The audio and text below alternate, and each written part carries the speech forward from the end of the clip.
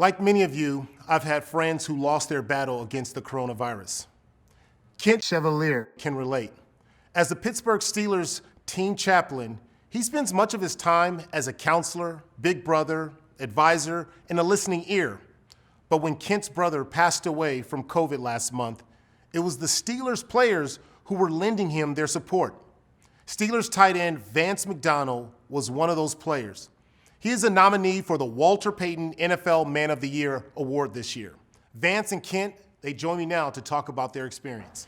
All right, so gentlemen, thank you guys for being with us. First, Kent, I am so sorry for the loss of your brother. You know, there are so many people around the country and around the world that are hurting due to a loss of a loved one. I'm one of them, or a close friend from the virus.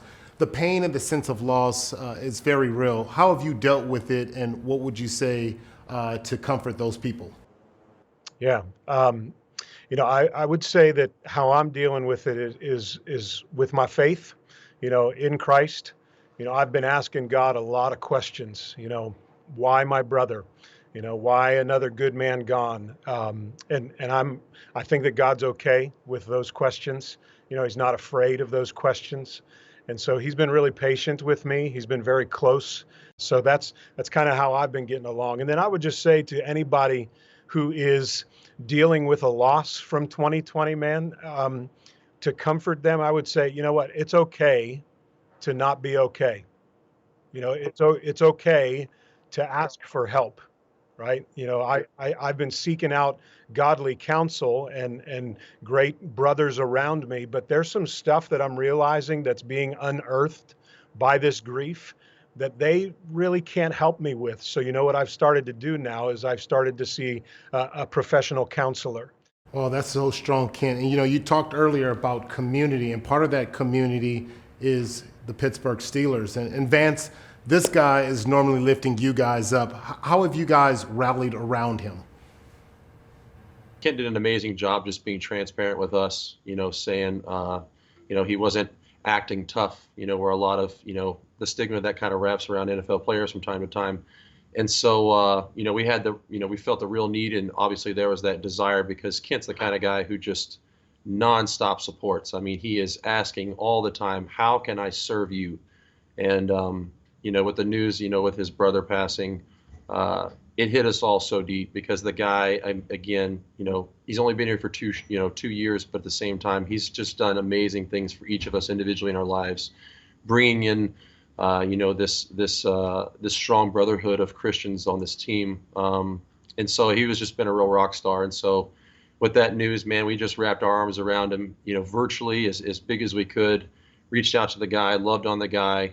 Again, just the same concept of God meeting us exactly where we are, no matter what the circumstance is. And so we just tried to do the same for Kent, because again, just the guy is just unbelievable when it comes to supporting us in a mighty way. So.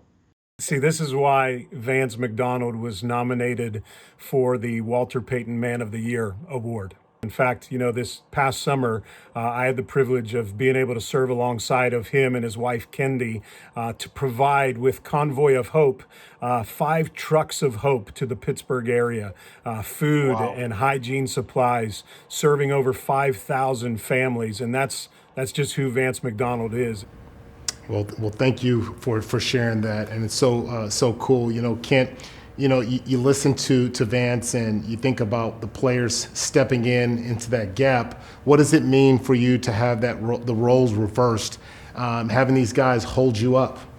So here's the thing, like being the chaplain of the Steelers, man, I grew up in Pittsburgh my entire life. I've lived here my entire life. And growing up here, I always heard that the Steelers were, more than a football team, that it was a family organization.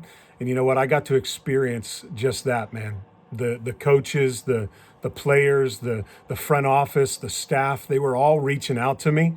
It was absolutely incredible to see that. They were praying for me and my family when usually that's my role. Vance, here on the call, right? He stepped in to help me facilitate chapel because, man, I was just too messed up to even lead chapel in that moment. So it really humbled me.